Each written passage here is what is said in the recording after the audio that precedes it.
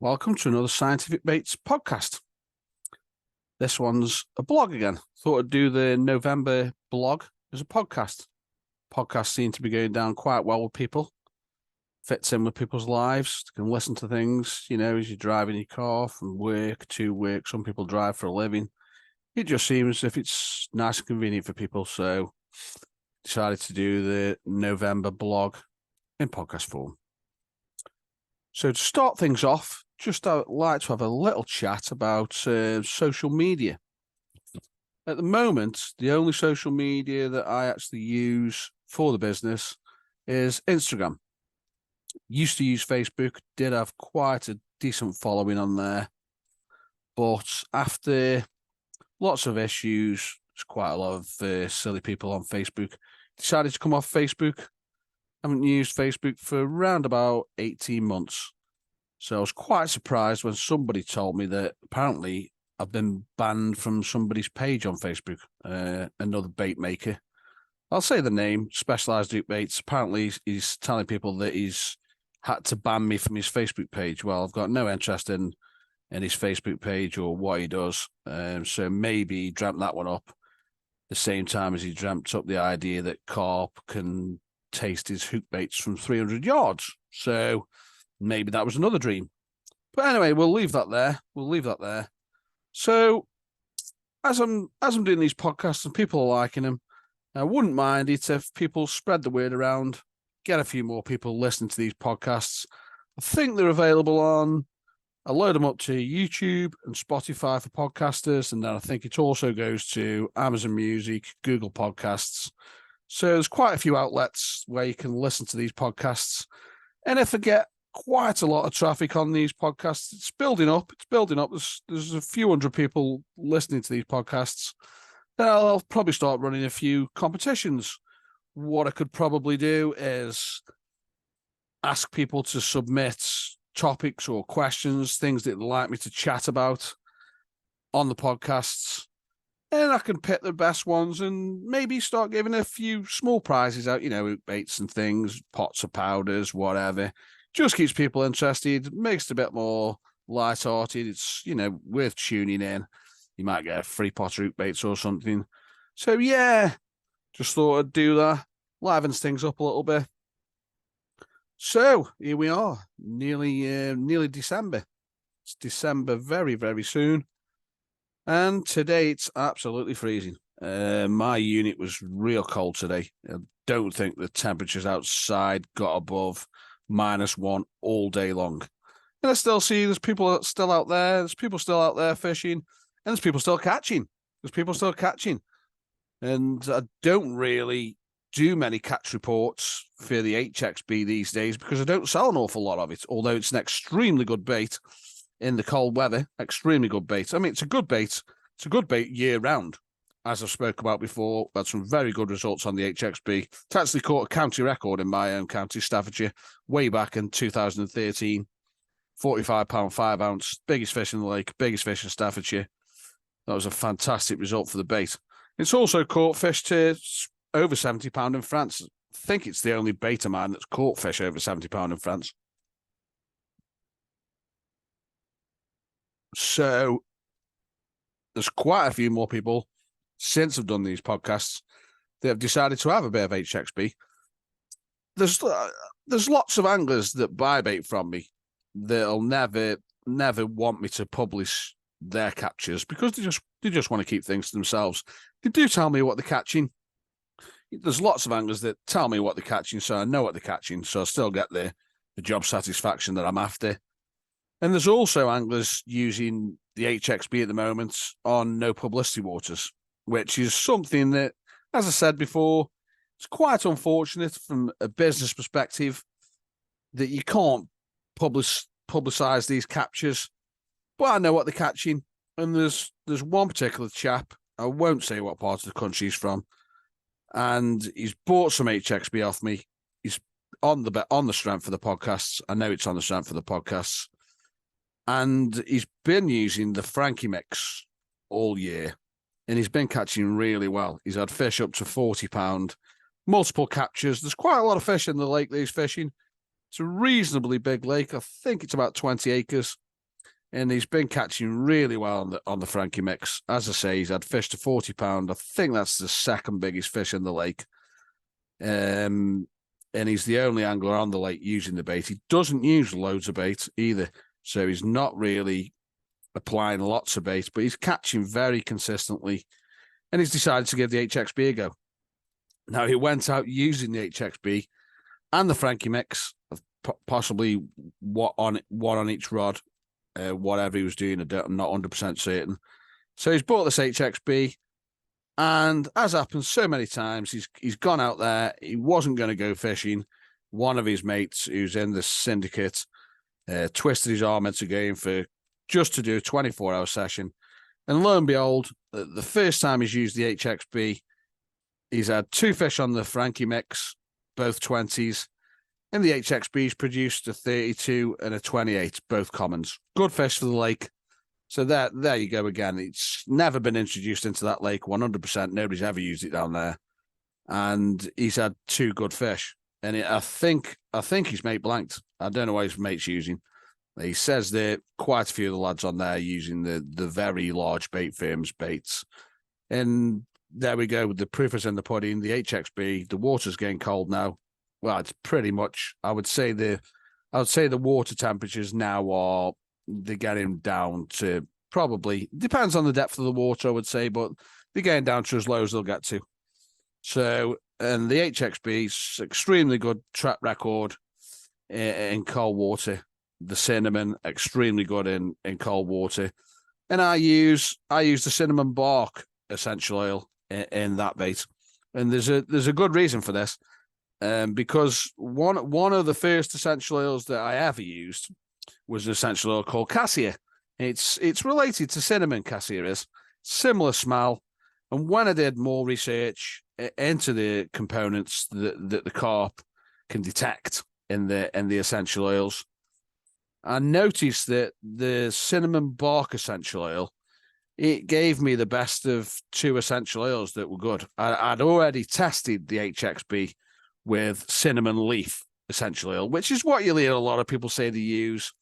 And some people say it's the best one. I don't personally think it is. I use the bark because the bark it's like an amalgamation between the cassia essential oil and the cinnamon leaf. It's got all the molecules in there that can ionize in the water. So you're getting a double whammy. And I did catch quite well on the cassia essential oil in the 90s. So that was already something that was stored in the brain as effective. And I also used cinnamon flavor, ethyl alcohol one. I did use that to good effect in the 90s again as well. So that's the essential oil that I use in the HXB, the cinnamon bark. And I find it extremely effective. And I have tested it against cinnamon leaf, and to be truthful with you, there's nothing in it. It doesn't seem to affect the bait. But I just like the fact that with the bark, I'm getting a few other molecules in there that can ionize, apart from the eugenol, because eugenol is the big one in cinnamon, leaf and bark. It's the big one that lots of people know about and lots of people talk about. Eugenol's very effective in bait because it can ionize, because it's a phenol. I've spoken about this ionization process. It's phenols, carboxylic acids, and esters that can ionize in essential oils and flavors. So the bark gives me the best of both worlds. It gives me some of the molecules from the cinnamon leaf, and it also gives me the ones from the cassia. So there we go. So my advice to anybody who's thinking about using a cinnamon essential oil is there's not a great deal in it, in my personal opinion, whether you use the bark or the leaf. They're both effective, but I prefer the bark, and it's caught tons of fish. The HXB has predominantly always been made, and it was tested predominantly with the bark, although occasionally I would do it the odd batch with the leaf, and it didn't really seem to make much difference. So there we go. That's a little bit about what's happening at the moment. Plenty of fish getting caught by anglers using my bait. Don't publicise many captures these days. In fact, I don't get loads of catch reports anymore because I don't have regular contact with people who are using my bait. So So I'm not always 100% sure what's getting caught. People must be catching because you get repeat custom. So there we go. Right. I've listened to a podcast today whilst I was at work, which is always nice and handy when you're there, rolling a bit of bait, stick a podcast on. As long as the compressor isn't going, then I can listen to it. So one topic that came up was shelf life bait versus fresh bait. Now, I sell both. You cannot buy shelf life bait from me via the website. And there's a good reason for this, because I don't make it and then leave it as stock, because you're not getting fresh bait then. The problem with shelf life bait is you won't know with lots of bait companies how old that bait is. Now, for me personally, there's a few issues there, because although shelf life preservation methods have come on leaps and bounds, and you can preserve anything, you can preserve any recipe with the preservatives that we use these days. You can preserve any recipe, so you can have extremely good nutritional, whatever you want to use in your base mix, and you can preserve it with the correct additives. Now, the problem is if you've got shelf life bait that's maybe 5-6 months old before you actually receive it, and then it's going to take you 6 months to use it as well. All that time, during all that 12-month period, then certain nutritional elements and attractive elements in the bait are going to diminish over time. The particular ones that really start diminishing is the vitamin content. So if you believe in providing the carp with a good nutritious meal, and some vitamins, in fact, quite a few vitamins, I think, are attractive in their own right, then that's why I don't carry stock of shelf life bait. I never roll shelf life bait and bag it up and wait until somebody orders it. I always roll it fresh so that people know they're getting freshly rolled bait, even though it's shelf life. So that's why the lead time's a little bit longer with my shelf life stabilized. If somebody orders it, then I'll always add 3 days for the drying time. 3 days minimum. In fact, this time of the year, if I was going to be doing some shelf life bait for somebody, some stabilized bait, then I would dry it for probably about 5 days. Because if you don't get that moisture content down in the bait, down low enough, the bait can still go off. It'll behave like a freezer bait. Now, my stabilized bait, all the formulas are identical to the freezer baits, so very good recipes. Don't change the recipes, don't alter them whatsoever. Just use the addition of the preservatives, and then they get dried for longer, so they're a little bit harder, but the recipes are identical, and they perform very well. The stabilized bait, for people that buy it because they've got no freezer space or convenience, it's performed very well. I get repeat customers who use stabilized bait only, and things have come on leaps and bounds over the years. Stabilized bait now, shelf life, whatever you want to call it, it's possible to get very good quality baits. But as I say, you've got this issue where the nutritional side of the bait can degrade over time. So I never roll it and leave it as a stock item. I don't sell loads of it anyway, because I'm moving on now to fresh bait, because my personal preference is fresh bait. And fresh bait, for me, is better. I do talk about this on my website, is better than stabilized bait for numerous reasons. And for me, the first reason is that it's softer. I'm pretty much convinced that carp like soft food items. It's more attractive because obviously it's leaking out quicker in the water. It's water ingress takes less time. So the solubility aspect leaches out quicker. And then we've also got the fact that fresh bait, once it's taken out of the freezer, microbes come alive in the bait. This increases the nucleotide content of the bait. And I personally think, well, it does. It makes the bait more attractive. I've got people that have bought the Red Devil off me, and they always take the bait out of the freezer, even in winter, a few days before, and they let the bait sweat. And you get all those reactions going on in the bait. A lot of sugars coming out of the bait. You get amino acids, enzymes, everything. The nucleotide content goes up. Nucleotides are extremely, extremely potent carp attractors. Carp are very, very homed into nucleotide sources. It's how they recognize food. It's one of the ways that they recognize food. So yeah. So shelf life versus fresh. I'm quite happy to make shelf life bait because I know that if it's used, I always state that you should really use it within 6 months. So if you get any stabilized bait from me, I would advise use in 6 months. And I'm happy that if it's used within 6 months, the nutritional value of it's good. It's still attractive, but it can't react the same. So you can't get this turning of baits. Although if it gets wet, it will start behaving like a freezer bait. If it gets a bit damp, starts sweating in the bag in the sunlight or whatever, left in somewhere too warm in the house, it could start turning. But it needs moisture. It needs moisture because it's been dried out. So there we have it. That's my take on the shelf life versus fresh debate. I always try and persuade people to have fresh bait rather than shelf life.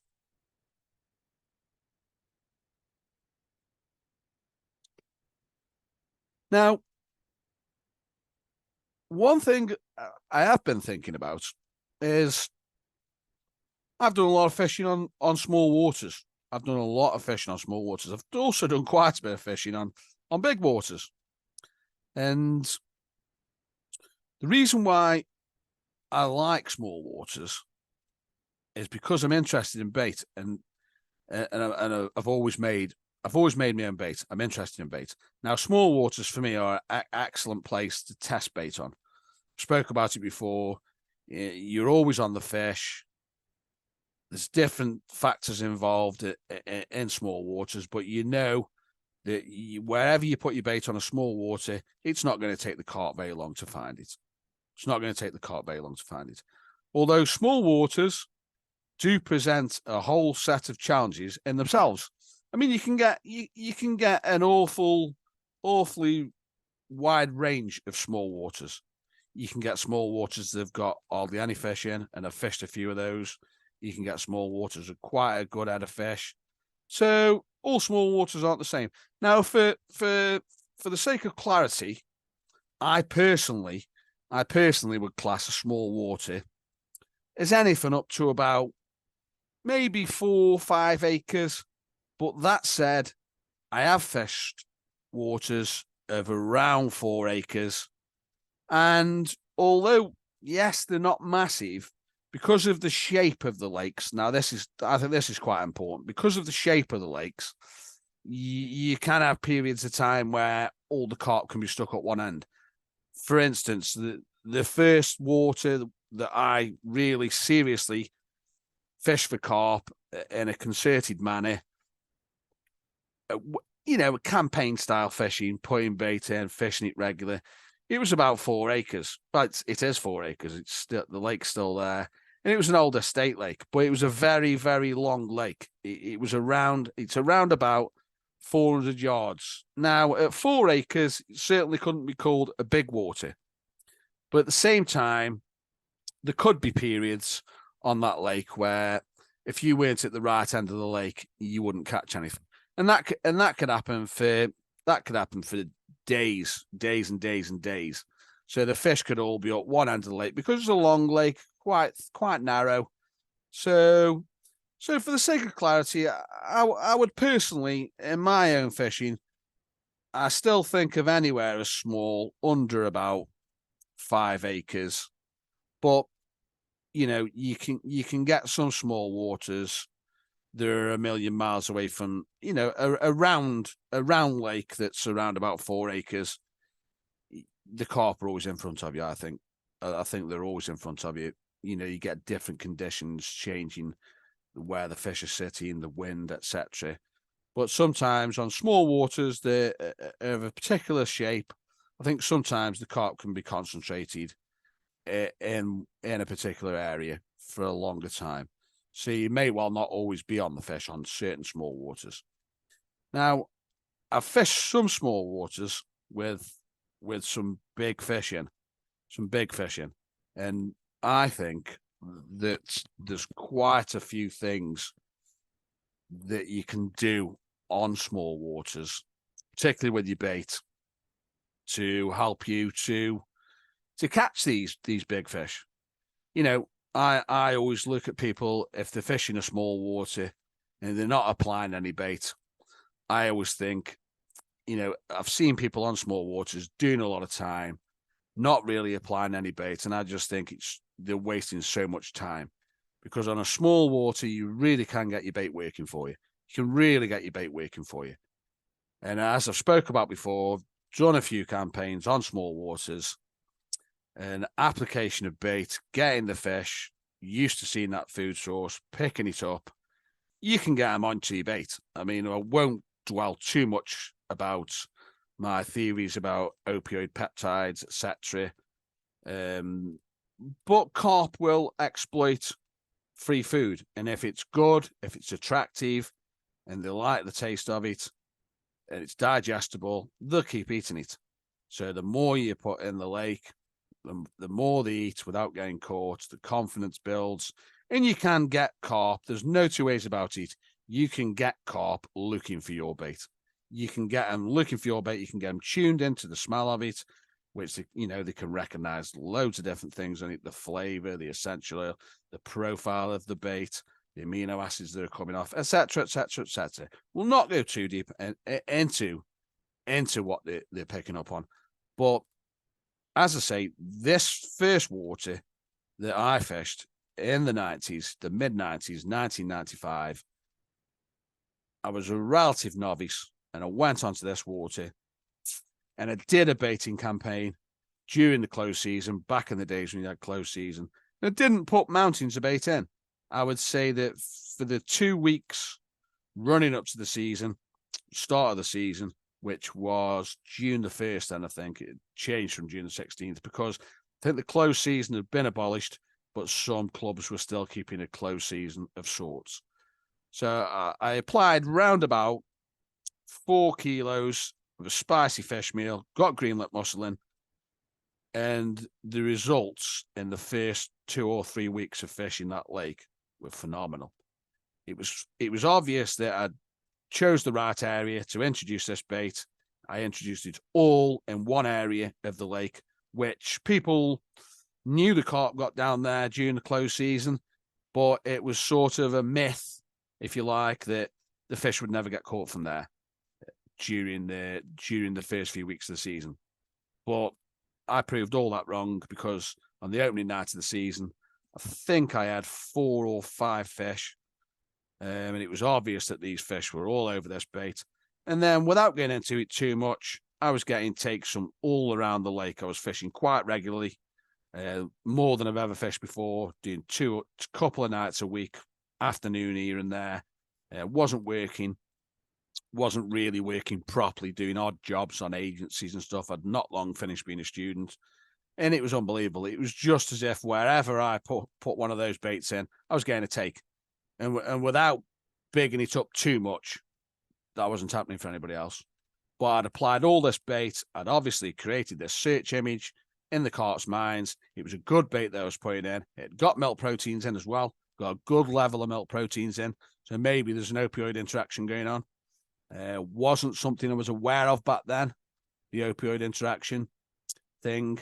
Now, and that was a real eye-opener, because he transformed somewhere that, in my mind, was quite tricky to a novice. I think there was around about, I would say there was about 80 carp in that lake, so 20 fish per acre.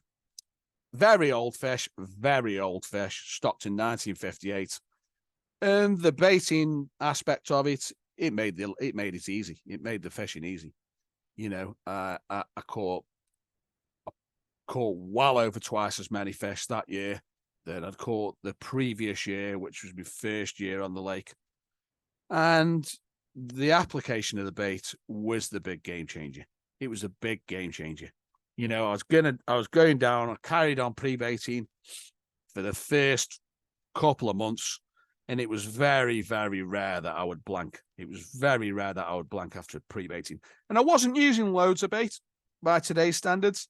I'd go up and I'd pre-bait. Sometimes I'd pre-bait with half a 6 egg mix, which is roughly pound of boilies, half a kilo. And it seemed to be enough. It seemed to be enough. But as I say, for that initial, prior to the season starting, put around about 4 kilos of bait in there over 2 weeks. I think I was rolling 14 mils. So it's quite a large number of baits, really. When you have 4 kilos, there's round about 514 mils in a kilo. So what's that? So I'd put 2,000 boilies in there. 2,000 boilies spread between 80 fish. Do the mathematics. They've all had a chance to have a good taste of that bait. And this is one of the things that I do. I'm a bit of a nerd. I do these calculations in my head. I work out how many baits I'm putting in, and I work out, split it over the stock, because I always love to have an estimation of the stock when I go to fish a lake. I try and get as much information as I can about the lake, about the numbers of fish, the size of the water, the size of the fish, because all this factors into my considerations as to how much bait I think I need to put into that lake if I'm going to do some pre-baiting, or if I'm going to do what I've done before, gone down to fish lakes that are not near to home, but want to get the fish on the bait because I'm planning on doing a disjointed campaign, if you like, trying to catch these fish. So I always do these calculations to see how much bait I think I need to put in the lake. And it pays off. It's paid off for me numerous times. Now, one thing that I did do on one water, a small water, I did these calculations, and I do think it's important, if you're gonna bait a lake, I do think it's important to put enough bait in there to give all the fish the potential, anyway, of all the fish tasting the bait. Because if you believe in this opioid peptide thing, or even if you don't believe in it and you want to get fish attuned to picking your bait up and eating it to make them easier to catch, the confidence in that food source, generally they'll pick it up quicker than they would normally, less suspicion. I fully believe that once they've had quite a few of a bait, then as soon as they come across it again, they'll pick it up. Now, one thing that I do believe can be very important on small waters can be rigs. I think rigs can be very important on small waters, because the way I look at it on a small water is that because it's a small water, and if it's getting fished regularly, the chances are that those fish are coming across rigs on a daily basis, certainly, definitely on a weekly basis. Whereas you can have big waters, you can have large waters where carp might not pick a rig up for weeks, months even. It might get fished, the lake might get fished, but they still might not come across a rig for months. Whereas I think in small waters, and we've all seen these underwater DVDs and videos, we get done and carp pick the rigs up and we don't know about it. And I actually think that a lot of the time, I wouldn't say all liners, but I think a lot of liners is fish picking your rigs up. I really do think that, because I've done a lot of fishing in the margins. Just having a swig of beer there. I've done a lot of fishing in the margins on clear water lakes, and I've watched lots of fish on rigs, and it's quite astounding. It's quite astounding how long it can actually take before you actually hook a fish right in the edge over very small amounts of bait. Now, there's one water that I used to fish, and I virtually had it to myself. People did fish it, but it was lightly fished. It was lightly fished because it had a tricky reputation. Although it wasn't tricky, you just needed to be stealthy. Now, it amazed me when I fished that water that I could get half a dozen fish feeding in the margins over very little bait, probably a dozen boilies, handful of sweet corn. And I could get these fish feeding, and I would see them eating the bait. So I would keep flicking bits of bait in, broken baits, whole baits, and there'd be very, very little bait, and it'd keep the carp busy for a long time. And you would think that you would catch one very, very quickly, very quickly. And sometimes it can take quite a few hours. Occasionally you'd get an instantaneous hookup, but it just shows you that we all might think that we've got rigs that are super efficient, and some rigs are more efficient than others, but it can take a long time sometimes to hook carp, and they definitely pick your rigs up, and they get away with it a lot more, I think, than people would like to like to think to themselves, I think a lot of people would like to think that the rigs are super efficient. And I think certain rigs are, particularly pop-up rigs. But when I'm fishing in the margins like this, stalking, I'd very rarely use pop-ups because, to my mind, they're too conspicuous. And I've seen carp swim up to pop-up rigs in the margin and feed around them and clear the bait out without picking the rigs up. I'm not saying that every water's the same, but I've done it on more than one water. I've done it on more than one water with pop-ups. And I've seen the carp inspecting. It almost looks like they're inspecting the rig, but I don't think they're inspecting the rig. I think it's just a case of the bait looks alien because it's sitting off the bottom to how they're feeding. They're feeding tight and the margins, broken baits, whatever, bits of sweet corn.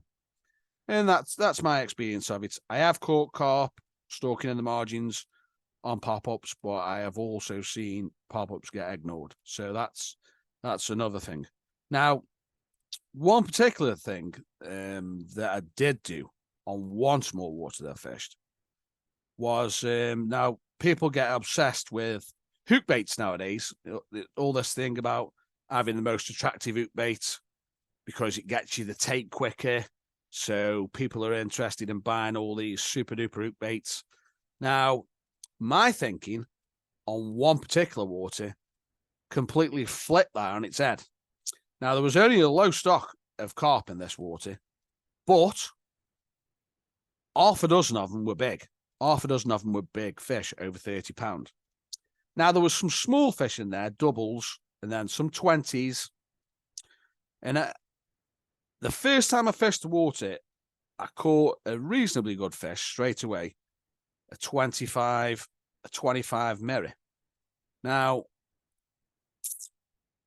I caught it over a very tightly baited area, round about 3/4 of a kilo to a kilo, and I just used a bottom bait.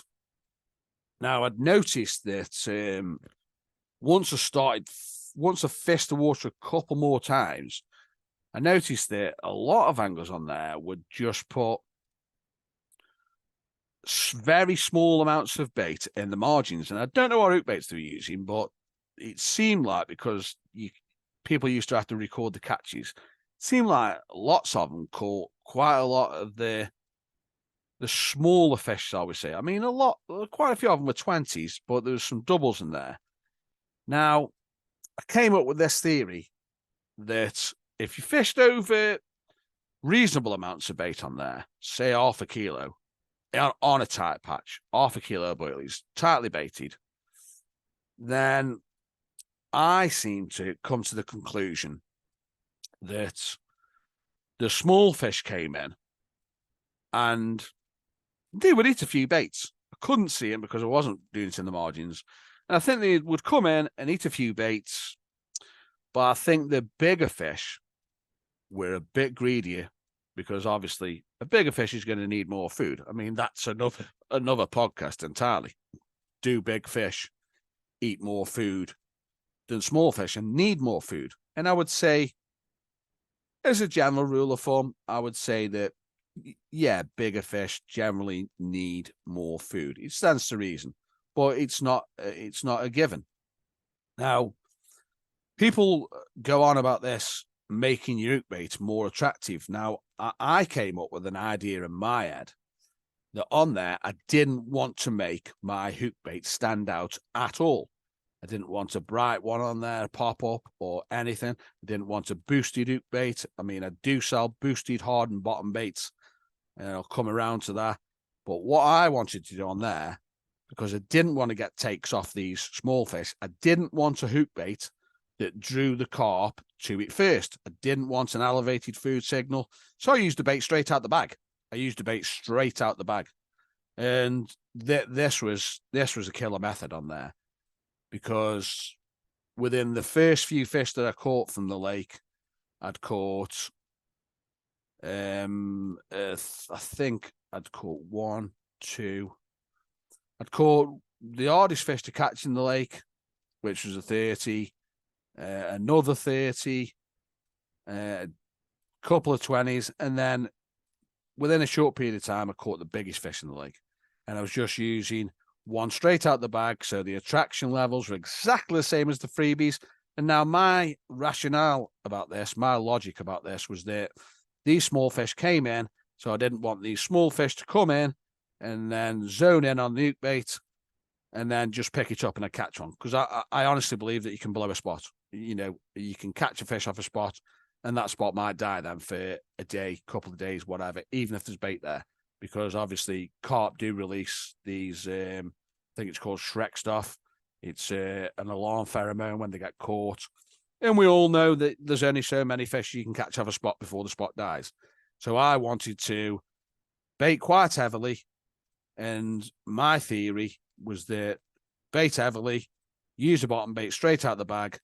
The attractor levels weren't elevated, so there would be nothing to distinguish my hook baits from the rest of the bait that was in. So it was just a case of waiting until the fish had fed on the bait and they worked their way through it and they picked your hook baits up.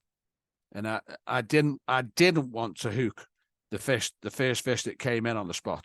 Now that sounds a little bit crazy, but I didn't want to do that because I was 100% convinced that would be the small fish.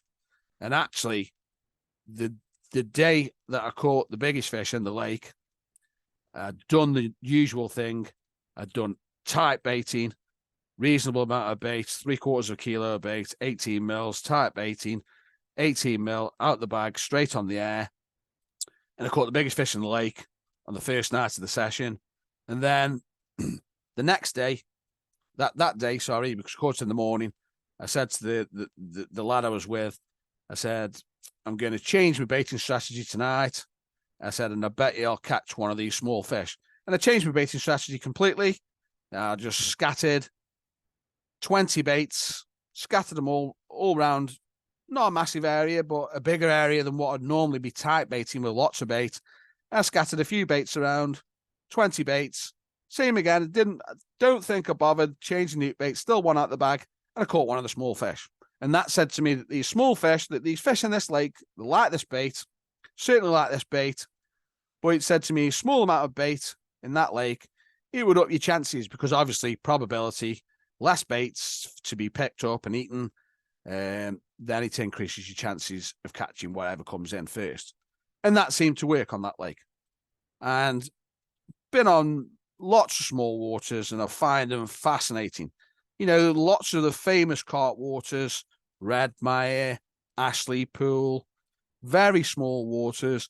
And most of the people that fish those waters, they get enthralled by these waters, the same as I have been. And most people, most of the good anglers that you read about who fish these small waters, all say they've learned so much from these small waters, because I think you can learn a hell of a lot from fishing small waters. Not everyone's bag. You get people saying, I'm not fishing there, it's too small, it's only an acre or whatever. And I think that's a little bit of, I don't know, what can we call it? It's being a little bit ostentatious, whatever, a bit showy, if you like. They can't say, they're saying that they're easy to catch. Well, I assure you, carp in small waters are not easy to catch. But if you get everything right, you get your rigs right, you get your bait right, and you get your baiting strategy right, you can have some good results on small waters. You can have some good results.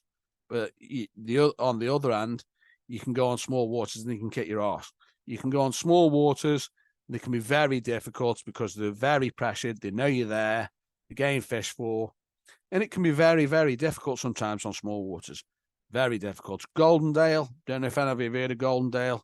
Very famous water in Stoke-on-Trent. Had a very big common in. And that was an extremely difficult water. I did fish it. I didn't catch the big common. I had it feeding loads of times on Super Orange.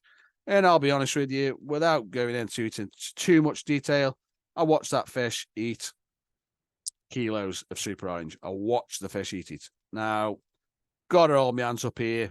Definitely a rig issue that I didn't catch that fish. I did catch fish from there, and I could have caught the majority of the stock from there, really, because I had them all. I used to walk past a lot of the fish on there. The water was like tap water.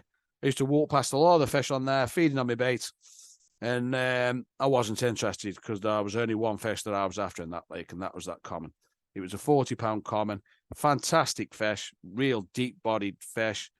It was in great condition, lovely body shape to it. big tank of a fish, good 10 inches wide across its back. And that fish did get caught on Super Orange numerous times, but after it was in its later years when the fish was nowhere near at its peak. It was a shame.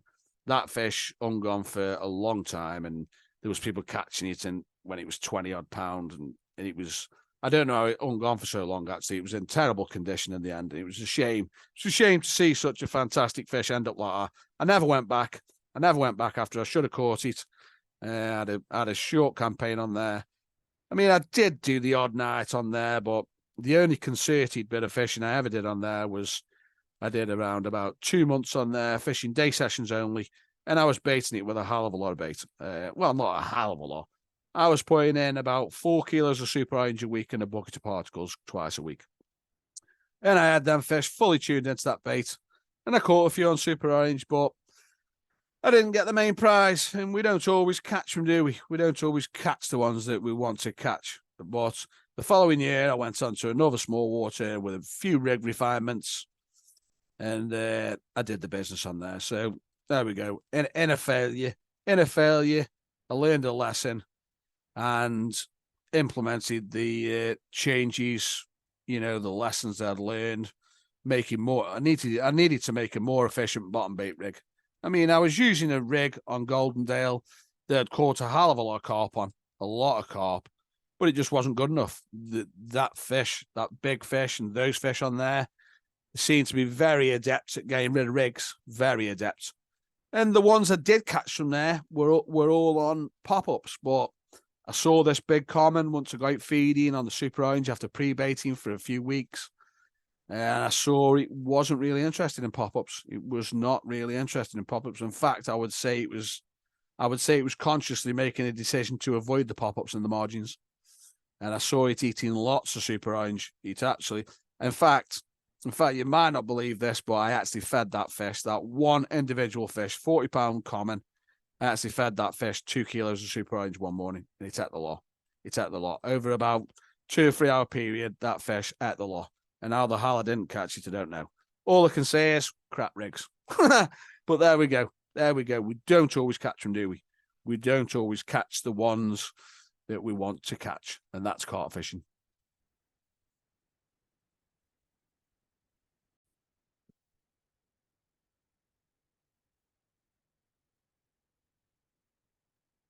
Now, another thing I'd like to talk about is using paste. Using paste. It's an extremely effective method, I think, particularly in winter, because obviously paste is uncooked boilies. So you take the paste that you're going to make the boilies out of. If you think the boilies any good, then the most attractive form of it is the paste before it's been cooked, because all of the soluble ingredients, they're in the bait. They're all there, unadulterated. Nothing's been affected by the cooking process, so the solubility is exactly as it is before it's cooked. So paste is obviously more soluble than a finished boilie that's been cooked. Now, I've used paste in various guises over the years, and one thing I like to do with it in winter, don't do an awful lot of fishing, as people know, but I've had some good results using paste wrapped around the lead. Now, fish a helicopter method, so you have your lead at the bottom and wrap a big lump of paste around the lead. And sometimes you can use this method and not even use any freebies, because you get all the attraction coming from the paste wrapped around the lead. So you've got that. It's a bit like method feeder fishing, if you like, but you don't need a method feeder. Usually use a grip of lead and wrap the paste around it, and paste is extremely effective. Paste is extremely effective. And another thing that I will do, and I have done, is take a lump of paste with me, and I'll roll it up into little balls, maybe the same size as the freebies I'm using, and fire them in the swim. So you're getting that faster breakdown time. It looks like the boilies, but it's breaking down quicker. And you can wrap your hook baits up in it. And paste is extremely effective. It's well worth using. It's definitely an avenue that's well worth going down, using paste, particularly in the winter. definitely a method that really is worth using in the winter when, it's all about attraction in the winter. It's all about attraction.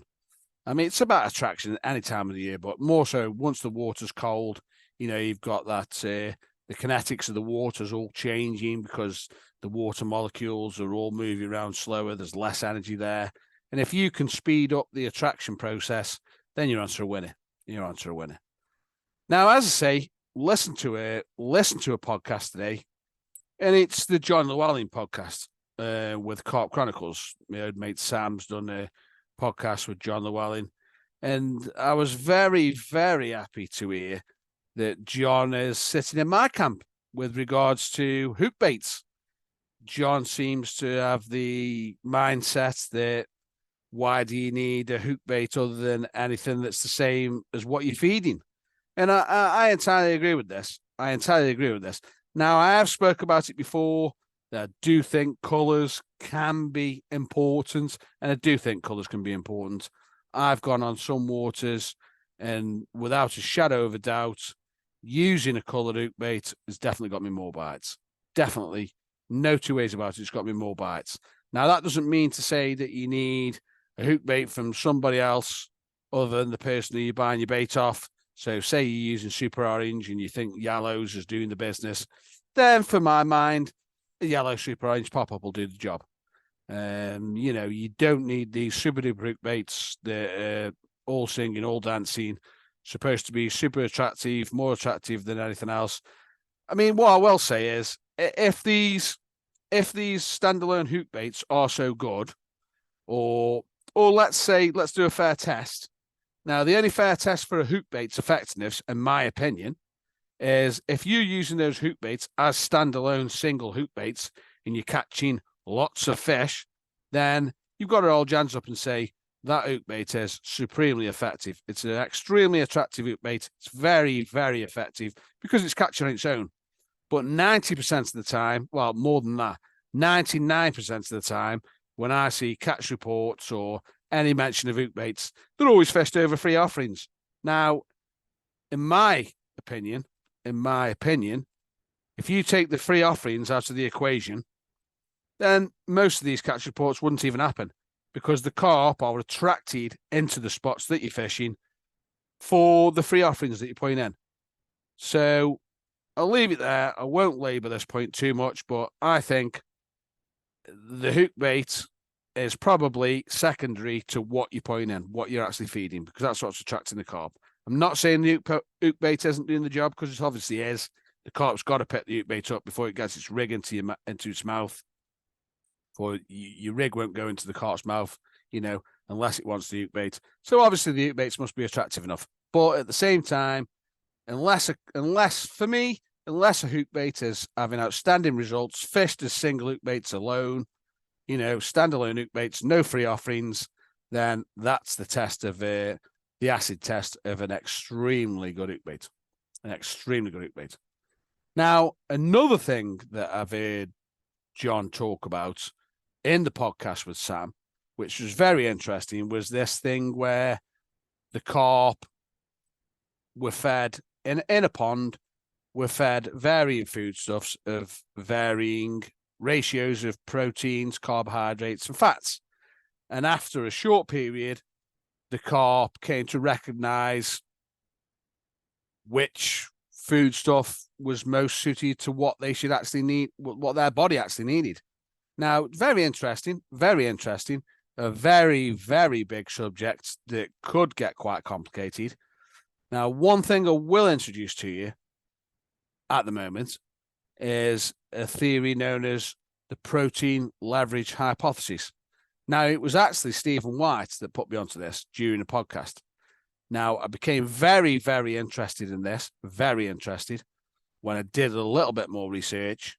And it's going to be something that I'm going to be talking about in the book that I'm doing at the moment, that I'm trying to get finished, hopefully for in the new year. Probably it's going to be end of January, I would say. It's definitely 2 months away. Now the protein leverage hypothesis, which was proposed by a couple of Australian scientists, I think, what it actually centers around is that dietary habits for most species, in fact, all the species that they tested, is all centered around protein. So what it means is that animals will eat foodstuffs, eat no matter what the composition of the foodstuff is, the animal will eat until it's satisfied its protein requirements. Now, this is a very, very interesting concept for me. And it actually explains lots of things. And it throws a bit of a spanner into the works for HMV theory. It's an interesting subject. Now, I'm not going to labour this point too much at the moment, because it's something that I'm going to talk about to a very much greater degree in the book that I'm going to be finishing, hopefully in a few months. But there you go, something for you to look into, the protein leverage hypothesis that basically stipulates animals will eat foodstuffs until they've satisfied their protein requirements.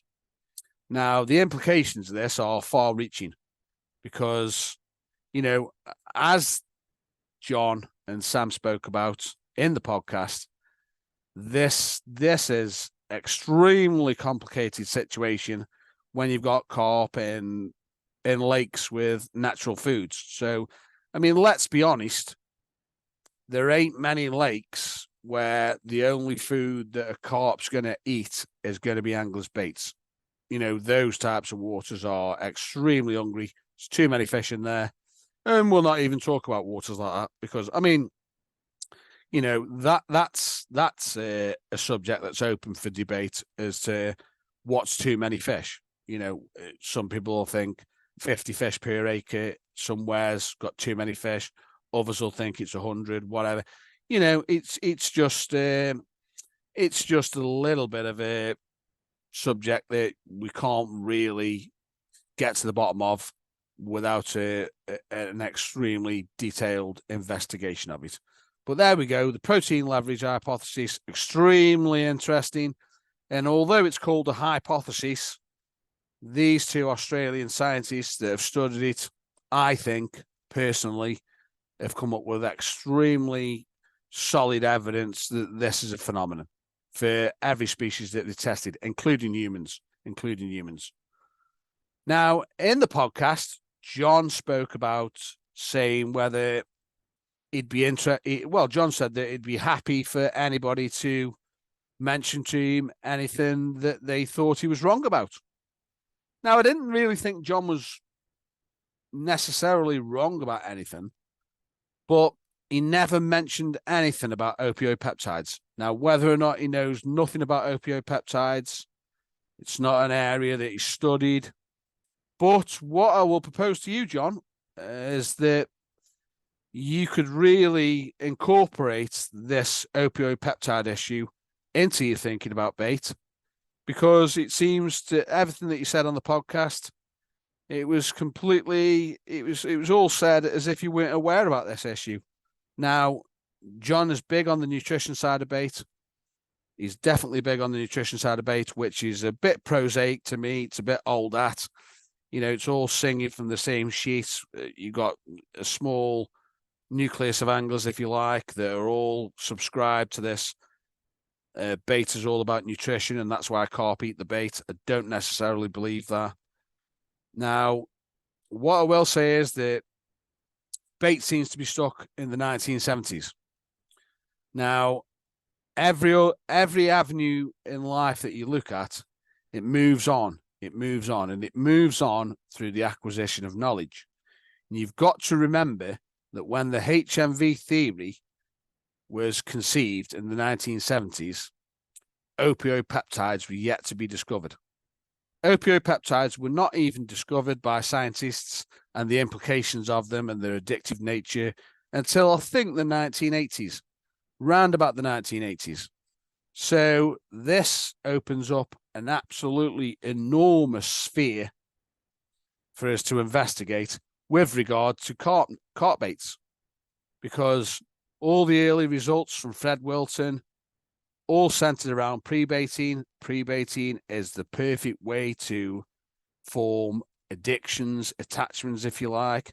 And Fred was using all the critical elements that are addictive. Fred was using milk casein. He was using wheat protein. So there we go. All of this strengthens my belief that I personally think that lots of things can be explained away with this opioid peptide issue.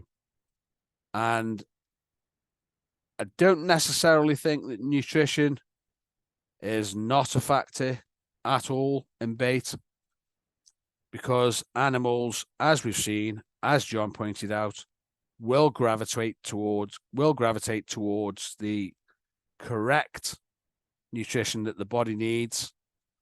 But it's a temporal thing that they do, and it's more satisfying a metabolic need at that time.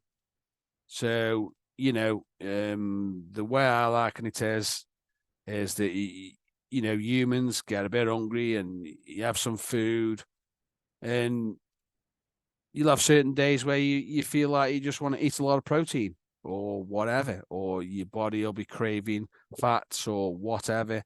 Lots of it's linked to hormones and stress levels.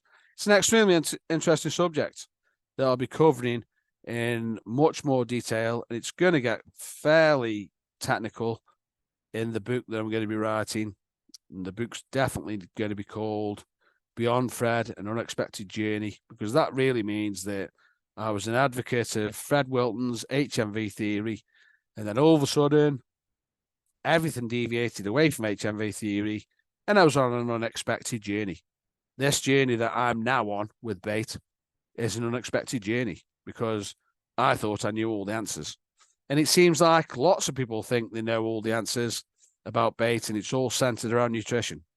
And I personally don't subscribe to that, because there's lots of baits, boilies, and not even boilies, that are extremely consistent catches of carp for a long time that are not nutritional. Now, people talk about the carp will only eat a baits for so long that until they recognize it's not doing them any good. This has all been disproven. With particles, boilies of low nutritional value, because there is very, very, very widely used baits that are not particularly nutritional, and they catch carp for a long time. Lots of them have got lots of wheat in there, so we've got this opioid peptide issue going on. So there we have it. So I've done this one, the November blog. It's in podcast form. It's been longer than usual, and I hope people enjoy it. I hope people have gained something from it. It's stimulating discussion, and as I say, spread the word about these podcasts. Give me a follow on Instagram. Visit the YouTube page, the Spotify page. Spread the word. Get a few people listening. I'll start doing a few competitions. Hook baits here and there, potter powders, whatever. You've got to get your name out there. So there we have it. November blog done. And to be honest with you, if the response is good from this one, I'll probably do the December blog in a podcast form. May well record it a little bit before the end of the month, with it being the Christmas week. Still quite busy with bait, which is a good thing. Not too bad. In fact, I wished I could have a little bit more time off so I can do a bit more writing, so I can get this bait book done. And I've also got to get this chapter done for this other book that I've been invited to do. Absolutely honoured to be invited to do this chapter in this book. I'm not going to give the game away, but it's a very prestigious thing to happen to me. And there we go. So I've got lots of writing to do, and I've still got quite a lot of bait to roll. So hopefully between now and Christmas, you'll catch a whacker. And even I might be going fishing. I think I'm going to go fishing at some point in December. And I think I'm going to go down the ground bait route. I'm going to use a bit of ground bait because I'm a big believer in ground bait. You've got all that soluble attraction And my ground baits are made out of the base mix that the boilies are made out of, with a few binders. So they're very attractive. And I've caught well whenever I've used ground baits. So, yeah. So I'll leave it there. Leave it there. And as I say, spread the word about the podcasts. It's nice that people are listening and seem to be enjoying them. So I'll leave it there. So until next time, bye for now.